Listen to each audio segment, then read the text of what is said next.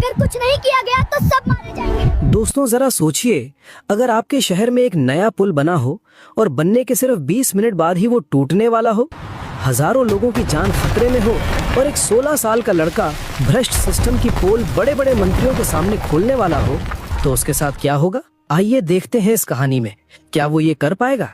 जानने के लिए पूरा वीडियो जरूर देखना। शहर के सबसे बिजी चौराहे पर एक नया ब्रिज बनकर तैयार खड़ा था, नया फ्लाईओवर। आसपास के हर खंभे, हर दीवार पर नेताओं के बड़े बड़े पोस्टर लगे थे। शहर का सबसे मजबूत पुल, और उनके ठीक नीचे बड़े बड़े अक्षरों में लिखा था, विकास का नया अध्याय, शहर का सबसे मजबूत और आधुनिक फ्लाईओवर। लोग दूर दूर से सिर्फ देखने आए थे कि आखिर ये नया फ्लाईओवर कैसा दिखता है। युवा रिपोर्टर्स अपने कैमरामैन पर चिल्ला रहे थे, जल्दी फ्रेम सेट करो, मंत्री जी आने वाले हैं। लेकिन इस चकाचौंध के ठीक नीचे पुल के अंधेरे हिस्से में 16 साल का करण अपनी रोजी रोटी ढूंढ रहा था। करण कोई इंजीनियर नहीं था, वो एक कचरा बीनने वाला लड़का था, लेकिन उसके पास एक ऐसी डिग्री थी जो किसी कॉलेज में नहीं मिलती, और वो थी ईमानदारी की परख। करण के पिता एक बहुत ही ईमानदार मिस्त्री थे। करण का बचपन स्कूल के बस्ते के साथ नहीं, बल्कि अपने पिता के साथ कंस्ट्रक्शन साइट्स पर बीता था। वह घंटों बैठकर देखता था कि कैसे उसके पिता ईंट पर ईंट रखते थे। उसके पिता उसे हमेशा मशीन में मसाला बनते हुए दिखाते और एक बात कहते थे जो करण के जहन में किसी मंत्र की तरह छप गई थी। वे कहते थे, देख बेटा, ये जो कंक्रीट है ना, ये सिर्फ मसाला नहीं है, ये मकान की जान है। जब सीमेंट, रेत और गिट्टी का मिलन सही अनुपात में होता है तो वो पत्थर बन जाता है। आंधी आए या तूफान, वो नहीं हिलता। लेकिन जब कोई ठेकेदार अपनी जेब भरने के लिए इसमें बेईमानी मिला देता है, जब वो सीमेंट कम और रेत ज्यादा कर देता है, तो वो दीवार नहीं खड़ी करता, वो लोगों की कब्र खड़ी करता है। और याद रखना बेटा, बेईमानी से बनी इमारतें कभी न कभी बोलती जरूर है, उनके गिरने की आहट बहुत पहले सुनाई दे जाती है। 2 साल पहले इसी भ्रष्ट सिस्टम की लापरवाही और सरकारी अस्पताल में इलाज की कमी ने करण के पिता को मार डाला था। लेकिन उनकी कही बातें करण के दिमाग में आज भी जिंदा थीं। वो कचरा जरूर उठाता था, लेकिन इमारतों को देखने का उसका नजरिया एक इंजीनियर जैसा ही था। उद्घाटन का समय अब बहुत करीब आ रहा था। सायरनों की आवाज तेज हो गई थी, जिसका मतलब था कि मंत्री जी का काफिला आने वाला है। बैंड बाजा और जोर से बजने लगा। ढोल वाले पसीने से तरबतर होकर अपनी पूरी ताकत लगा रहे थे। करण ने अपना आधा भरा हुआ बोरा उठाया और वहां से निकलने ही वाला था। उसे इस शोर शराबे से कोई मतलब नहीं था। लेकिन तभी उसकी नजर पिलर नंबर 4 पर टिकी। ये पुल का सबसे मुख्य पिलर था, नदी के किनारे की नर्म मिट्टी पर बना हुआ, जिस पर पुल का सबसे ज्यादा वजन आने वाला था। करण के कदम ठिठक गए। उसे पिलर के निचले हिस्से में प्लास्टर के टेक्सचर में कुछ अजीब लगा, कुछ ऐसा जो सही नहीं था। वो धीरे धीरे डरते हुए पिलर के पास गया। ऊपर से तो पेंट चमक रहा था, एकदम नया, लेकिन नीचे जहां जमीन और पिलर मिलते हैं, वहां कंक्रीट में बारीक बारीक दरारें मकड़ी के जाले की तरह फैली हुई थीं। ये सामान्य दरारें नहीं थीं। उसने देखा कि दरारों से एक महीन पाउडर जैसा कुछ झर रहा है। करण ने अपनी उंगली से उस दरार को छूने की कोशिश की। जैसे ही उसने उंगली वहां लगाई, वहां का एक छोटा सा कंक्रीट का टुकड़ा टूटकर गिर गया। करण हैरान रह गया। कंक्रीट पत्थर जैसा सख्त होना चाहिए, बिस्किट की तरह भुरभुरा नहीं। उसने जमीन पर पड़ी एक नुकीली कील उठाई और उसे पिलर पर रगड़ा। लोहे की कील पिलर के अंदर ऐसे धंस गई जैसे वो पनीर में धंस रही हो। बाहर क्या निकला? सिर्फ रेत और धूल। सीमेंट का नामो निशान बहुत कम था। करण का माथा ठनका। उसने अपना कान पिलर से सटाया। ऊपर पुल पर अभी सजावट का सामान ले जा रही भारी ट्रकें और जनरेटर वाली गाड़ियां गुजर रही थीं। जैसे ही कोई भारी गाड़ी ऊपर से निकलती, पिलर के अंदर से एक धीमी लेकिन डरावनी आवाज आती, कर कर। ये आवाज ऐसी थी जैसे किसी इंसान की हड्डी टूट रही हो। करण ने अपने दोनों हाथ पिलर पर रखे और आंखें बंद कर लीं। उसे साफ महसूस हुआ पिलर कांप रहा है। एक अजीब सी थरथराहट यानी वाइब्रेशन थी जो नीचे से ऊपर तक जा रही थी। ये कंपन सामान्य नहीं था, ये उस पुल की आखिरी सांसें थीं। उसे तुरंत अपने पिता की आवाज याद आई, बेटा, ईमानदारी से बना पिलर कभी नहीं कांपता, वो चट्टान की तरह खड़ा रहता है, और जो कांप जाए समझ लो उसकी नींव में दलाली का मसाला लगा है। करण का दिल इतनी जोर से धड़कने लगा कि उसे अपनी धड़कन कानों में सुनाई देने लगी। उसने दिमाग में तेजी से हिसाब लगाया। ऊपर हजारों लोग जमा हो रहे हैं, स्कूल के बच्चे, औरतें, मीडिया वाले और नेताओं की गाड़ियां। अगर फीता कटा और गाड़ियों का वो भारी भरकम काफिला एक साथ एक ही वक्त पर इस पिलर नंबर 4 के ऊपर आया, तो ये पिलर उस बोझ को 1 सेकंड नहीं सह पाएगा। ये भरभरा कर गिर जाएगा। नहीं, मैं ऐसा नहीं होने दे सकता, करण बड़बड़ाया। करण ने अपना कीमती बोरा, जो उसकी दिन भर की कमाई थी, वहीं कीचड़ में फेंककर पागलों की तरह भीड़ की तरफ भागा। वो झाड़ियों को चीरता हुआ, नाले को फांदता हुआ ऊपर सड़क पर पहुंचा। वह सीधे पुलिस बैरिकेड के पास गया, जहां एक हवलदार मोटे पेट के साथ खड़ा होकर पान चबा रहा था। करण उसके सामने हाथ जोड़कर खड़ा हो गया। उसकी सांस फूल रही थी। साहब, साहब, मुझे जाने दो। साहब प्लीज, मेरी बात सुन लो। ये पुल टूट जाएगा साहब, सबको रोक लो, अभी वक्त है। हवलदार ने उसे ऊपर से नीचे तक हिकारत भरी नजर से देखा, नाक सिकोड़ी और डंडा फटकारा। अरे हट, सुबह सुबह दिमाग खराब करने आ गया? देख नहीं रहा मंत्री जी आ रहे हैं? चल भाग यहाँ से, वरना पिछवाड़ा लाल कर दूंगा। करण ने हवलदार का हाथ पकड़ लिया। वो लगभग रो रहा था। साहब, कसम से कह रहा हूँ, भगवान की कसम साहब, मैंने नीचे देखा है, पिलर हिल रहा है। उसमें सीमेंट नहीं है साहब, सिर्फ रेत भरी है।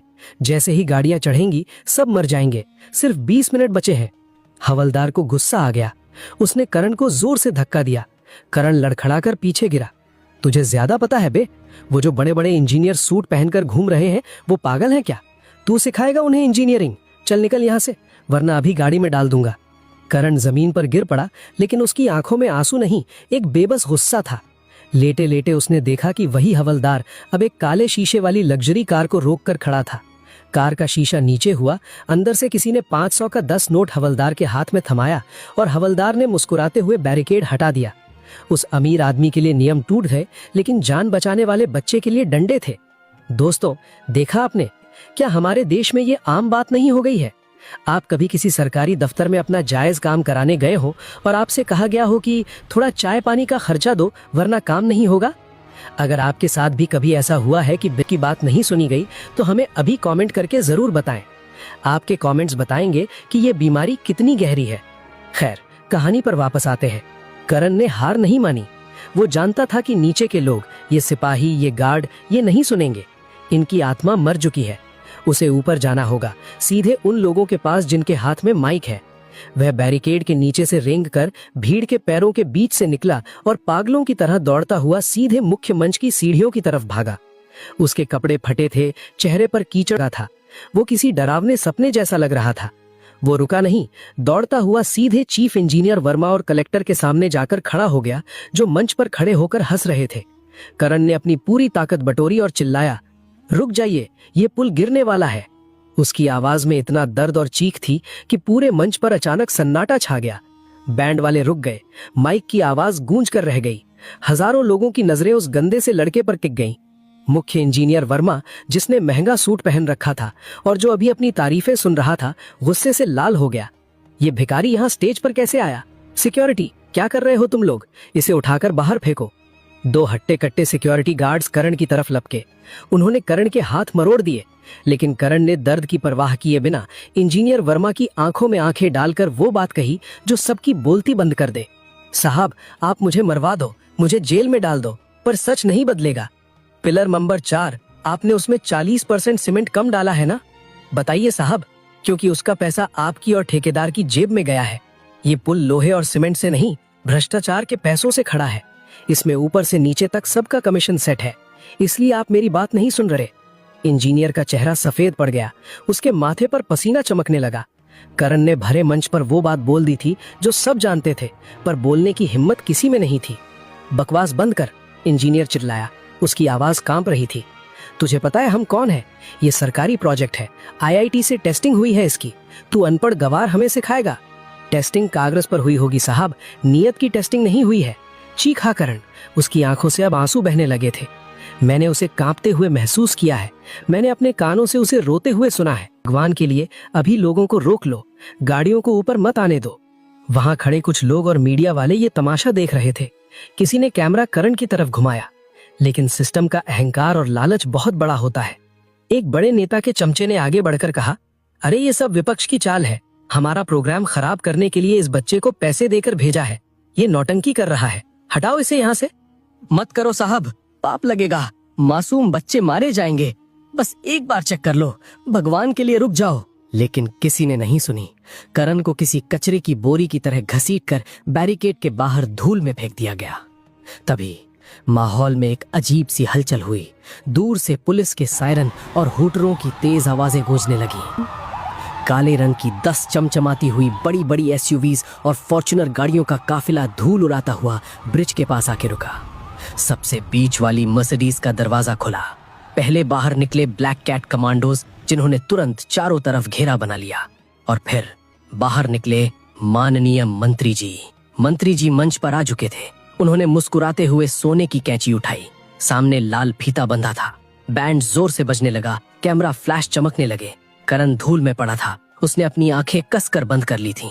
उसने अपनी पूरी कोशिश की थी, अपनी जान की बाजी लगा दी थी, लेकिन वो हार गया था। सिस्टम जीत गया था। दोस्तों, कहानी में आगे क्या हुआ ये जानने से पहले हमारी आपसे एक छोटी सी रिक्वेस्ट है। हम बहुत मेहनत करके आपके लिए ऐसी रोंगटे खड़े कर देने वाली कहानियां लाते हैं, तो प्लीज हमें सपोर्ट करें। अभी चैनल को सब्सक्राइब कर लें और घंटी वाला बटन दबा दें ताकि आप हमारी हिम्मत बन सकें। कर दिया? चलिए देखते हैं आगे क्या हुआ। मंत्री जी ने कैंची चलाई, फीता कटा और तालियों की गड़गड़ाहट गूंज उठी। गाड़ियों का काफिला धीरे धीरे आगे बढ़ा। पहली गाड़ी, दूसरी गाड़ी, और जैसे ही मंत्री जी की भारी bullet proof SUV pillar number 4 के ठीक ऊपर पहुंची, अचानक कड़ कड़ कड़ कड़ थाए। आवाज ऐसी थी जैसे आसमान फट गया हो या कोई बम गिरा हो। बैंड की आवाज दब गई। तालियों की गड़गड़ाहट एक पल में चीखों में बदल गई। ठीक पिलर नंबर 4 के ऊपर, जहां मंत्री जी की गाड़ी थी और पीछे दर्जनों गाड़ियां थीं, वहां का पूरा स्लैब बीच से टूट गया। धड़ाम। पुल का एक बड़ा हिस्सा, लगभग 50 फीट का टुकड़ा भयानक आवाज के साथ नीचे जमीन में धंस गया। लोहे के मोटे मोटे सरिये ऐसे मुड़ गए जैसे मोमबत्ती पिघल गई हो। धूल का एक विशाल भूरा गुबार उठा जिसने पूरे चौराहे को ढक लिया। ऐसा लगा जैसे दिन में ही रात हो गई हो। कुछ सेकंड के लिए वहां मौत जैसा सन्नाटा छा गया। किसी को समझ नहीं आया कि क्या हुआ, और फिर मची भगदड़। भागो, पुल गिर गया, भागो, बचाओ। जो लोग अभी ताली बजा रहे थे भागने लगे। मंत्री जी की गाड़ी किस्मत से लटक गई थी, लेकिन पीछे की 2 गाड़ियां नीचे गिर चुकी थीं। इंजीनियर जो अभी करण पर चिल्ला रहा था, अब अपनी जान बचाने के लिए मंच के नीचे टेबल में घुसने की कोशिश कर रहा था। उसका चेहरा फक पड़ चुका था। गनीमत ये रही कि करण के हंगामे और ड्रामे की वजह से फीता कटने में 5 मिनट की देरी हो गई थी। अगर वो 5 मिनट की देरी ना होती तो पूरा ट्रैफिक उस पुल के ऊपर होता। अगर वो लड़का ना बोलता तो आज वहां सैकड़ों लोगों की जान चली जाती। जब धूल बैठी और लोगों को यकीन हुआ कि वे जिंदा हैं, तो सबकी नजरें उसी लड़के को ढूंढने लगी जिसे अभी धक्के मारकर निकाला गया था। पुलिस कमिश्नर और कलेक्टर, जो खुद बाल बाल बचे थे, दौड़े दौड़े करण के पास आए। करण अभी भी वहीं बैरिकेड के पास जमीन पर बैठा कांप रहा था। उसका चेहरा आंसुओं और धूल से सना था। कलेक्टर ने करण के गंदे हाथों को अपने हाथों में लिया। उनकी आंखों में शर्मिंदगी थी। उनका सिर झुका हुआ था। बेटा, हमें माफ कर दो। हमने तुम्हारी बात नहीं सुनी। हमारा अहंकार और हमारा लालच हम पर भारी पड़ गया। तुम सही थे, हम सब गलत थे। मीडिया वाले, जो पहले नेताओं की बाइट लेने के लिए धक्का मुक्की कर रहे थे, अब करण के चारों तरफ माइक लगाकर खड़े थे। कैमरे अब नेताओं पर नहीं, उस फटेहाल लड़के पर थे। एक रिपोर्टर ने कांपती हुई आवाज में पूछा, बेटा, तुम्हें डर नहीं लगा इतने बड़े लोगों के सामने बोलने में? तुम्हें पता था ये लोग तुम्हें मार भी सकते थे? करण ने धीरे से सिर उठाया। उसकी आंखों में अब डर नहीं, बल्कि एक अजीब सी आग और सुकून था। उसने कैमरे के लेंस में सीधे देखते हुए कहा, साहब, डर तो मुझे पुल के हिलने से लग रहा था। डर तो मुझे उन बेगुनाह लोगों के लिए लग रहा था। इन नेताओं से क्या डरना? ये तो बस फीता काटने आते हैं, फोटो खिंचवाते हैं और चले जाते हैं। जब पुल गिरता है तो उसके नीचे दबकर मरते तो हम गरीब ही हैं ना साहब। मेरा बाप भी ऐसे ही मरा था। मैं नहीं चाहता था कि किसी और का बाप मरे। पास खड़े नेताजी, जिनकी जान अभी अभी बची थी, उन्होंने माहौल संभालने के लिए माइक झपटा और ऐलान कर दिया, ये बच्चा हमारे शहर का हीरो है, भगवान का रूप है। हम इसे सरकार की तरफ से 2 लाख रुपए का इनाम देंगे और इसकी पढ़ाई का पूरा खर्चा उठाएंगे। करण धीरे से खड़ा हुआ। उसने अपने कपड़े झाड़े, अपने कंधे पर वही पुराना प्लास्टिक का बोरा टांगा और जो जवाब दिया उसने वहां मौजूद हर भ्रष्ट इंसान के गाल पर तमाचा जड़ दिया। नेताजी, अपने पैसे अपने पास रखिए। मुझे आपकी भीख नहीं चाहिए। मेरे हाथ पैर सलामत हैं, मैं कमा लूंगा। बस एक वादा दीजिए, अगली बार जब कोई पुल बने, कोई स्कूल बने या सड़क बने, तो उसमें से अपना कमीशन मत खाइएगा, क्योंकि आपका तो सिर्फ बैंक बैलेंस बढ़ता है, पर उस घटिया सीमेंट और रेत की वजह से किसी का पूरा परिवार उजड़ जाता है। ईंटों में ईमान मिलाइए, रेत नहीं। करण की ये बात सुनकर वहां मौजूद पब्लिक ने, पुलिस वालों ने और यहाँ तक कि कुछ मीडिया वालों ने भी तालियां बजानी शुरू कर दी। ये तालियां किसी के कहने पर नहीं, दिल से बजी थी। उसी वक्त पब्लिक के दबाव में इंजीनियर और ठेकेदार को पुलिस ने हथकड़ी लगा दी। जांच शुरू हुई और पता चला कि पुल बनाने में करोड़ों का घपला हुआ था, जिसमें ऊपर से नीचे तक सबका हिस्सा था। वो पिलर अंदर से खोखला था, बिल्कुल वैसे ही जैसे करण ने कहा था। अगले दिन देश के हर अखबार के पहले पन्ने पर करण की फोटो छपी।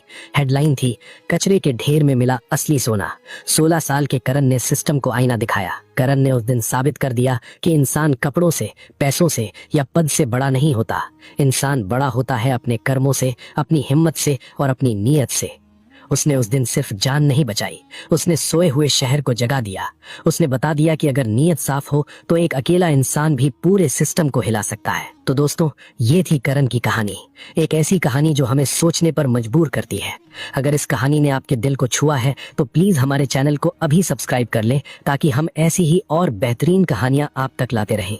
तब तक के लिए अपना ख्याल रखें। जय हिंद। धन्यवाद।